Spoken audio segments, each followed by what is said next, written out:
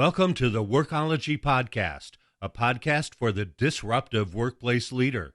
Join host Jessica Miller-Merrill, founder of Workology.com, as she sits down and gets to the bottom of trends, tools, and case studies for the business leader, HR, and recruiting professional who is tired of the status quo. Now here's Jessica with this episode of Workology. Welcome to the Workology Podcast, sponsored by Workology. Since the outbreak of COVID-19, it has been a challenge for employers in various industries to support remote employees, stay connected to, and engage with those employees, adapt to communication strategies to reach this dispersed workforce, and many other factors that come from the unprecedented disruption that we are all living and experiencing. As HR leaders, we are working to support our workforce, our company leaders, and each other. And we're doing this all without a playbook. Well, heck, we've thrown away the playbook. Today, we're talking with Mark Sawyier, the CEO and co-founder of Bonfire, a workplace culture platform.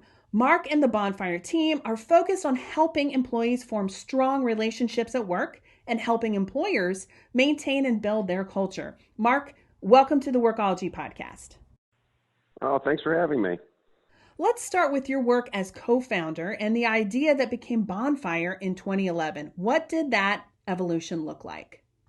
Yeah, well, we've certainly evolved. We first launched Bonfire as a social networking application to make it easier for people to connect around live events like weddings or conferences, group trips, etc.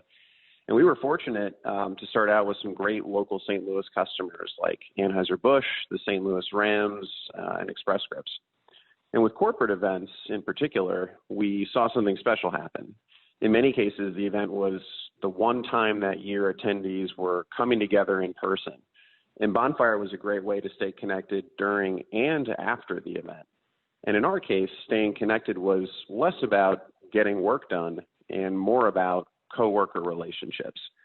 And that's because Bonfire as a digital communication channel is very different from those we use like Slack or Microsoft Teams to get work done. Bonfire is more mobile first than desktop centric. It's more about photos and videos than rapid fire texting and revolves around high quality content rather than high volume transactional communications.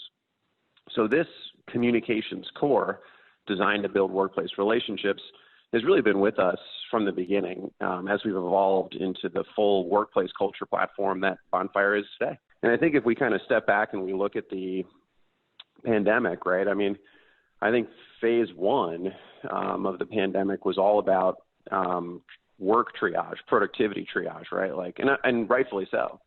We had this massive tectonic shift where all of a sudden a whole lot of people that were not working virtually all of a sudden were all the time. And the first priority for organizations had to be, making sure that those employees were able to keep getting their work done. But I think, for the most part, I mean, there's certainly more work to do, but I think for the most part, a lot of those problems have been addressed. And there's many surveys that have been coming out recently. I just saw one of CFOs from one of the big consulting firms, saying that 80% of them feel like they're now, number one, ready for re-entry to the physical workspace, and that 50% are indicating that remote work is going to be a permanent option. And, with the technology stack largely in place for productivity, I think now organizations need to shift to this bigger problem around culture erosion and inclusion that is going to be the natural outcome of a more remote work experience. And, of course, just to note, there's a lot of benefits that come with remote work, but we've also got to be aware of the challenges that come with it so that we can make remote work the best it can be. Bonfire is a mobile platform that supports both knowledge workers and frontline employees who might not have access to company email and systems. Something that is particularly relevant in the past months for companies with employees or those who are working in dispersed industries like healthcare, retail, and maybe also employees who are working from home. Can you talk a little bit about how the Bonfire platform works? Yeah, absolutely. So I'd probably break it down into three components. The first is our core, that delightful mobile-first communication space designed to build human connection with our work and coworkers for every employee, regardless of location or role. So employees can use Bonfire from their smartphone or personal computer, and they can access it through their company email address or employee ID. The second piece is really about bringing together many of the key drivers of culture and employee engagement into a single front-end destination. So things like employee recognition, surveys, multi-language communications, philanthropy, wellness, et cetera. Bonfire brings all of these capabilities together into one place. And, these capabilities thrive in the distinct user experience and focus of Bonfire. And we can either bring these capabilities ourselves or we can integrate with existing tools to increase utilization. And then finally, maybe most exciting is that with everything in one place, we make it very easy for leaders and team members to take the right actions, from recognizing a colleague to posting a photo, to drive the workplace relationships so critical to business outcomes like culture health, retention, engagement scores, and performance. I love that. And you talked a little bit about the pandemic and its impact on our workplace. And I think while many companies are ready to return to work or have that reentry, many employers are still trying to figure out what the new normal looks like with their workforce. What do you think the most important thing we can focus on as HR leaders is for our employees right now? Yeah, that's a great question. I think, as I was saying a little bit earlier, I think that rightfully so, the first thing that organizations needed to focus on was all about productivity. And if you're an HR leader at an organization that's still, putting some of those fundamental building blocks in place to enable productivity, that's where you've got to stay focused. But I think by and large, that stage is coming to an end. And as I said, right, there's certainly more work to do, and we'll of course be able to continue to improve productivity in a more virtual or physically distant office environment. But I think looking ahead, HR leaders really need to focus on the challenges that are coming around the bend. And those challenges revolve around the very well-documented outcomes of fewer in-person interactions with our coworkers. I mean, put another way, I think the key questions here are, in this new socially distant and virtual work experience, how are you going to build culture? How are you going to deliver a truly inclusive environment or build camaraderie? And I think these are the questions that organizations need to face. You've talked a little bit about Bonfire, and we've also talked about the remote workforce and the challenges that we're facing today. Can you talk a little bit more about how Bonfire as a digital platform can help with engagement and culture? What does that look like?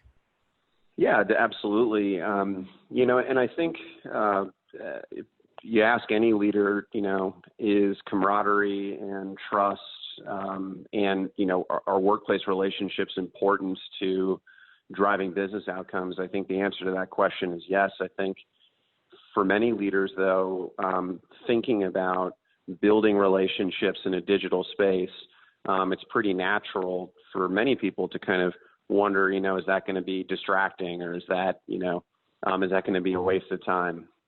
And really, how can you build relationships in a digital space? So I think, first, you don't have to look too far. We know from platforms we use in our personal lives, like Instagram, Snap, WhatsApp, et cetera, that digital communication is now a part of the fabric of how we all build and maintain relationships. But when you look at the digital communication tools that we have at work today, like email, Slack, or Microsoft Teams, they look very different because they're designed for an entirely different purpose, which is getting work done. So first, I think it's important for organizations to recognize that they need to create a new digital space for all of their employees, apart from those we use every day to get work done.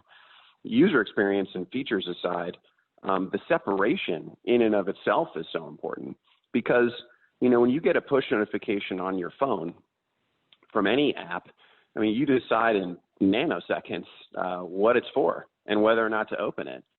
So, the question I would have is, does your organization have a push notification that makes employees think of culture or team building?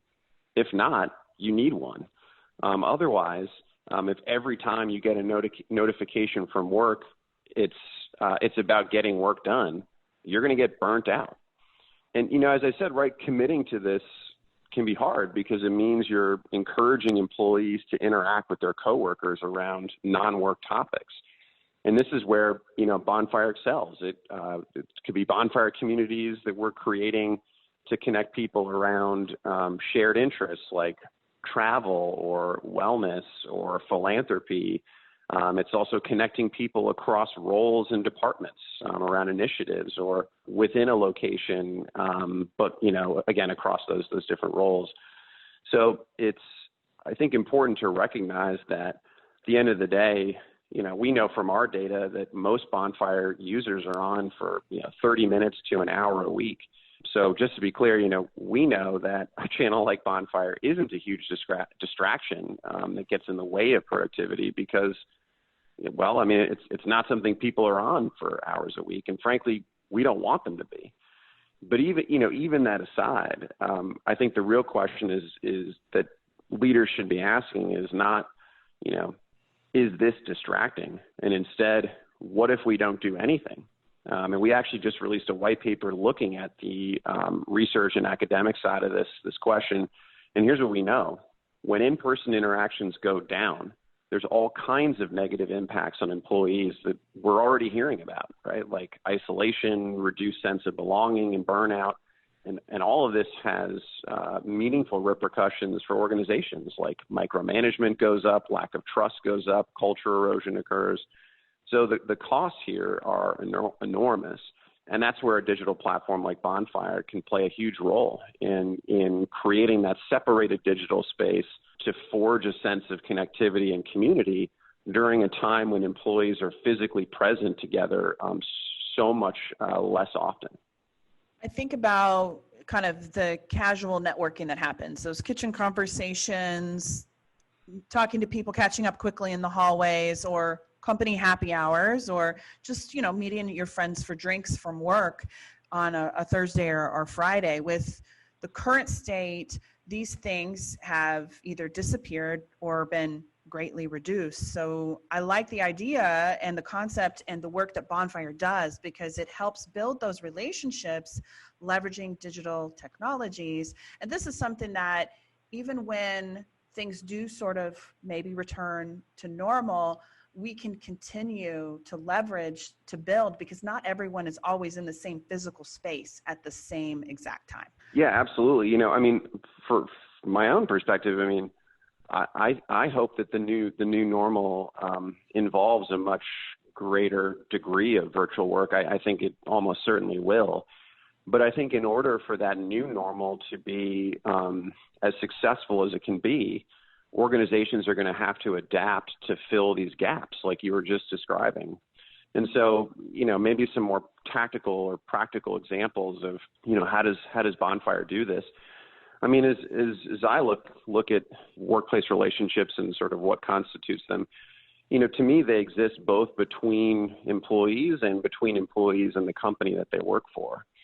And when you look at things like employee recognition, employee communications, surveys and feedback, right, a lot of the capabilities that Bonfire brings to the table, those are all, whether organizations view them this way or not, those are all critical touch points to enable workplace relationships to develop that go both ways, right? Like if the organization is doing a good job keeping me informed about what's going on, that's going to contribute to my sense of relationship with the company, that the company cares about me. And you could say that about all of the other capabilities we bring. And similarly, those capabilities are opportunities or moments for employees to show appreciation for one another, to keep each other posted about what's going on, et cetera.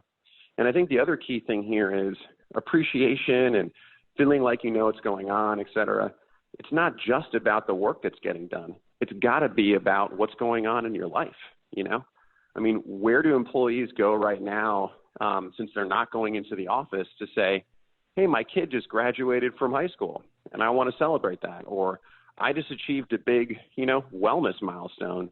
So without the kind of in-person interactions that fuel a lot of that, you're going to need a different digital space that looks a lot more like Instagram and Facebook than it does like Slack and Microsoft Teams, because it's just designed for something completely different. Let's take a reset. This is Jessica Miller Merrill, and you are listening to the Workology podcast, sponsored by Workology. Today we are talking with Mark Sawyier with Bonfire about the challenges of having a dispersed workforce due to COVID-19. Join me for the first ever virtual HR Expo, October 5th through 9th. Demo and meet 35 companies, just like at the Conference Expo Hall, but all online.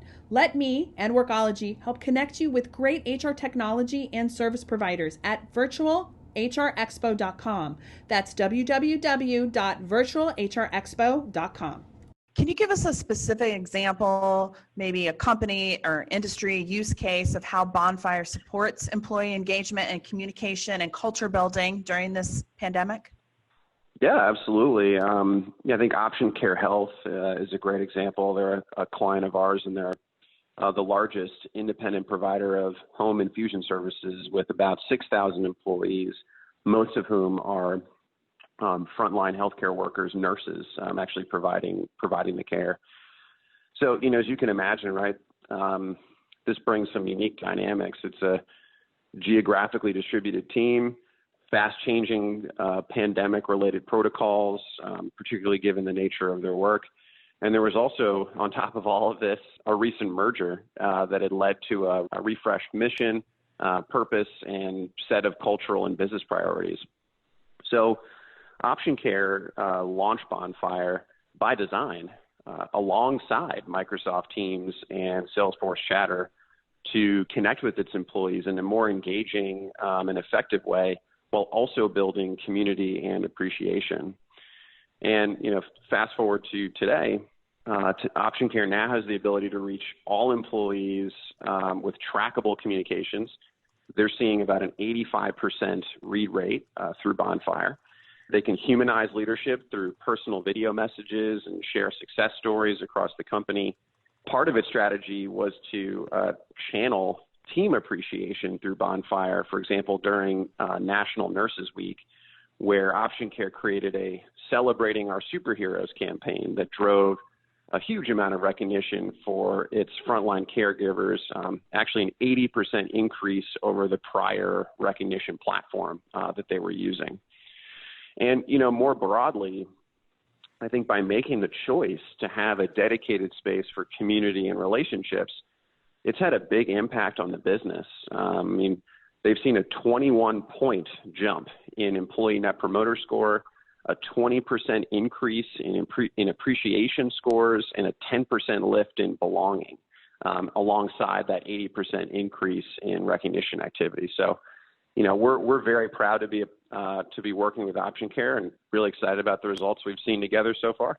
I love that. And they're part of the culture and the belonging piece, and they're feeling like they're being recognized, which is amazing. And it's something that I'm not hearing from a lot of other organizations right now, because people are feeling isolated and alone, and it's a really stressful time. So it's nice to hear that an organization has a really great success story during a really uncertain time like this. Right now, I'm in mid-recording for a new series that we're working on, where we're spotlighting and we're talking to chief human resources officers, and this will go live later this fall. And one of the themes that's coming through in my conversations with these CHRO leaders is the future workplace and reimagining what that workplace will look like. So I wanted to ask you, because I feel like the technology that you guys have available should be an important part in facilitating this new reimagination or just innovation that's going to be happening around this. So what do you think the most important thing that we as HR leaders should be thinking about as we are now reimagining the workplace? Absolutely, and I may have more than one, but bear with me. So I think where a lot of people's heads at first is just on the physical workspace. And for my own part, I think the physical workspace is going to take on a little bit of a different role, perhaps in some ways more important. But it's going to have to be redesigned for something where it's going to be fewer people coming in less frequently, et cetera. And it may need to be focused more on facilitating group, whether it's collaboration or meetings or get-togethers, et cetera, as opposed to rows and rows of individual cubicles. But I think related to that, right, the biggest problem that's going to result from an increased virtual work experience and increased social distance at work is going to be the precipitous decline of in-person interactions. And so, I think organizations need to tackle that not only from a physical space standpoint, but also being more deliberate. Basically, in-person interactions are going to become more precious than ever, right? They are very, very important. And just because we're working virtually doesn't mean that changes. What does change is that they're going to happen a lot less. So how do organizations adapt their event strategies, for example, to accommodate this new reality? And so I think, as an example, I think it's going to probably be a lot less of the, large company top-down events, conferences, et cetera. And it's going to be more about empowering employees to self-organize ad hoc, opt-in experiences to bring coworkers together.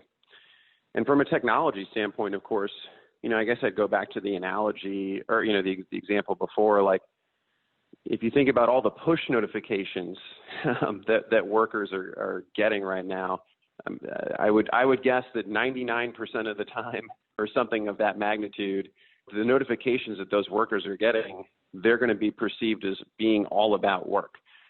And so I think it is critical for organizations to create a digital space for coworkers to engage with each other and the company about non-work topics, to build those workplace relationships and have it be a space that when that push notification comes through, the employee isn't thinking about getting their work done. They're thinking about camaraderie. They're thinking about culture.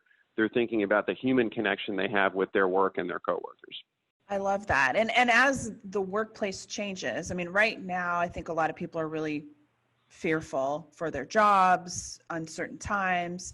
But once we transition out of this uncertain time to something a little bit more certain and concrete, people are going to remember the focus that employers put on culture building and relationships and building those personal connections with coworkers, colleagues, and how the leadership has really focused on that culture building. And it's going to reduce turnover for sure. People are going to appreciate and continue to want to work for an organization that can stand up like that and really support employees' well-beings, even during such an uncertain, crazy time like we're living in right now. Yeah, absolutely. And just one other sort of quick example, I think inclusion, right, is a major priority for many organizations right now. I think we talked a little bit earlier, like how do you really build an inclusive environment when people are getting together physically in the same space less? And for my part, and there are certainly people that are better experts on diversity and inclusion than myself, but I think one of the most fundamentally important core aspects of inclusion comes down to building workplace relationships and trust and commonality between people across ethnic, racial, socioeconomic, role, location, language barriers. That's really what inclusion, I think, is all about. And if people aren't coming into the office every day, you've got to find new technology to make that happen. I agree. Well, Mark, thank you so much for taking the time to talk with us today. Where can we go to learn more about you and then the work that Bonfire is doing? Oh, you could visit our website, which is bonfireapp.com. bonfyreapp.com. That's bonfyreapp.com. Awesome. We'll link to Mark's LinkedIn profile, and then we'll also link to the case study that Mark referenced during this interview. But thanks so much for taking the time to chat with us. Absolutely. Thanks for having me. This global health crisis is likely the biggest challenge any of us have had in our entire HR careers, because we're, as HR, the hub for employee communications, incoming and outgoing. We've had to pivot quickly to support our employees. And I'm glad to have the opportunity to talk to Mark about some of the challenges we face in this area. Thank you for joining the Workology podcast, sponsored by Workology. This podcast is for the disruptive workplace leader who's tired of the status quo.